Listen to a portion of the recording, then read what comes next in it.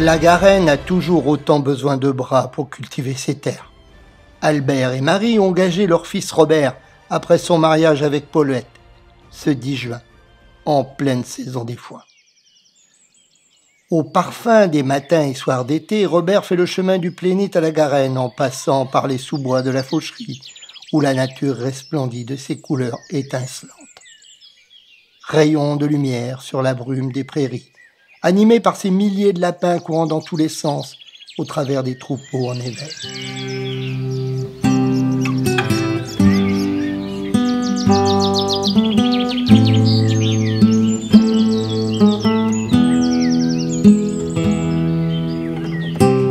À l'approche du château de la Motte-au-Gentilhomme, perchés aux cimes des cèdres, tilleuls, futés de chênes, les oiseaux disputent leur territoire où coulent leurs chants de séduction.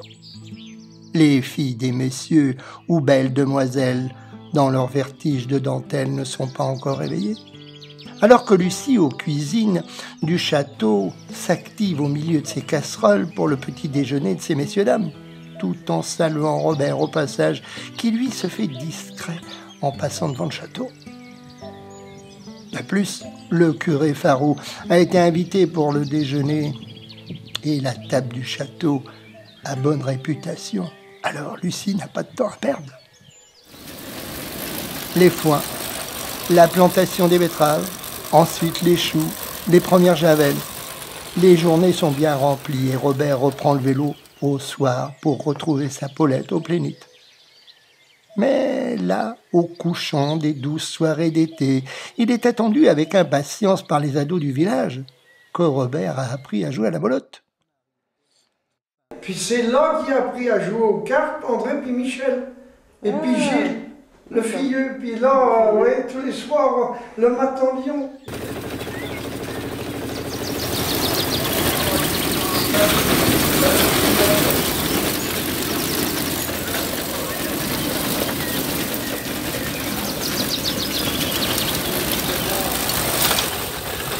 Paul, aidé d'André et Michel, ont rentré les moissons sur la cour du paillet.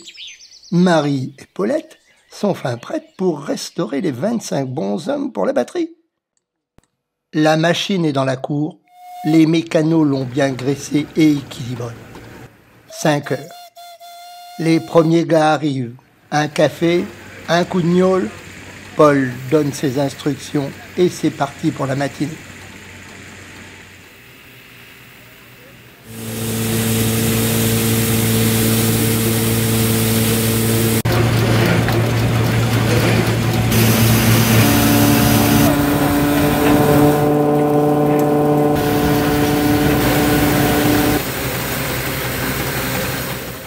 Dans quelques jours, il en sera de même à la Garenne. Ensuite, Robert et Paulette vont entreprendre le voyage que Marie et Paul leur ont offert pour leur mariage.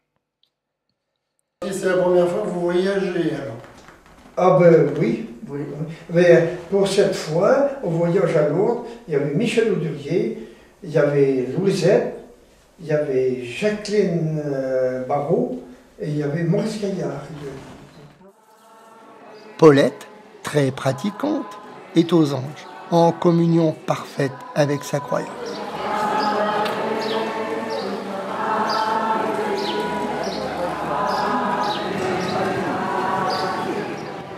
Robert, de son côté, découvre avec intérêt l'agriculture de montagne, bien différente de sa guétine.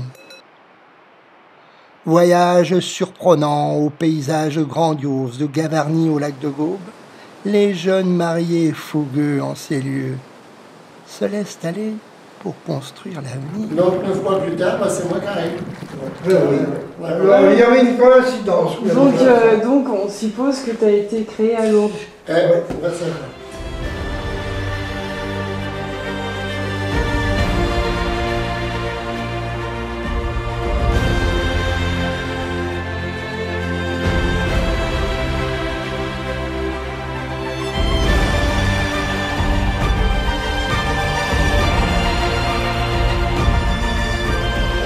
Dans notre temps, on était courant, quand tu te mariais, l'année d'après, les rurales, s'il y avait dans la famille.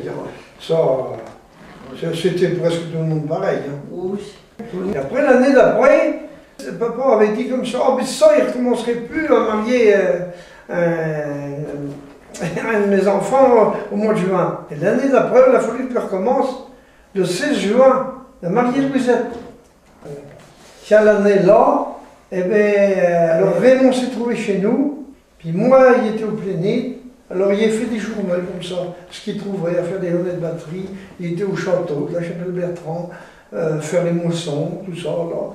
Et alors ils ont été pendant 3 mois, et bien, que Raymond et moi, on arrivait qu'ils étions tous les deux à la guerre.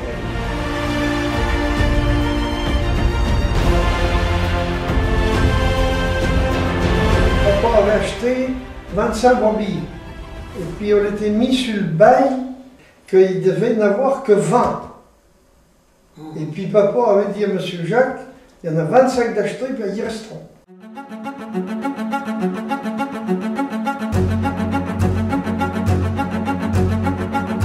Et puis après, bon, mais la famille Roujon a décidé de laisser la ferme.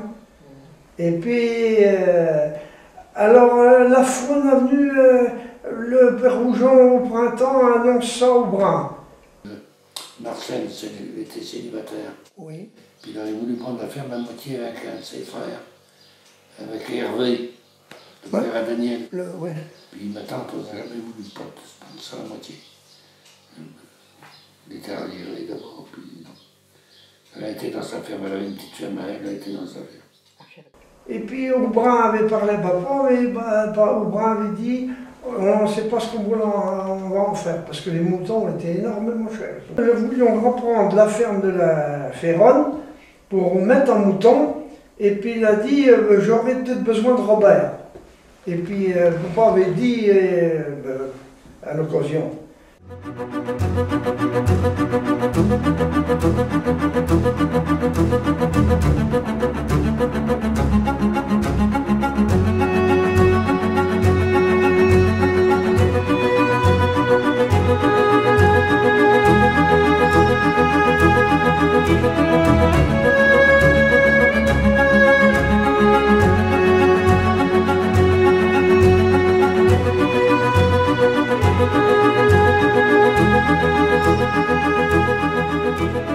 Et il y avait un moment où il avait fallu prendre une décision. Bon, mais il cherchait surtout à trouver quelque chose. Bon, avant, il avait trouvé une autre borderie, on était à Bagny-Fleury. Et puis papa m'en avait parlé. Puis on faisait qu'une dizaine d'hectares. Moi, on ne me plaisait pas trop. Puis à ce moment, on n'aurait pas fallu grand-chose pour m'envoyer plutôt travailler chez vous ou ailleurs. Elle a dit, mais on ne sait pas encore ce qu'on va faire, où sont la loue. Eh bien, si on vous la louez, il a dit, papa, vous nous la réservez, et puis c'est bon, puis alors, comme je me connaissais, et puis ma foi, ils sont décidés à la louer. Puis elle est comme ça qu'ils sont venus à la Faune en 1953.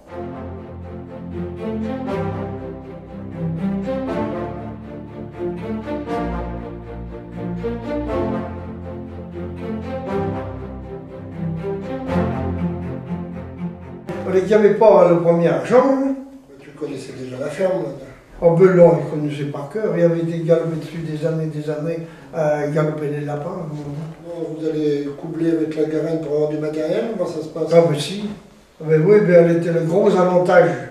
Parce que papa, s'il m'avait fourni un couple de génisses, et puis après, bon, il y avait droit à près de 700 000 francs à l'époque.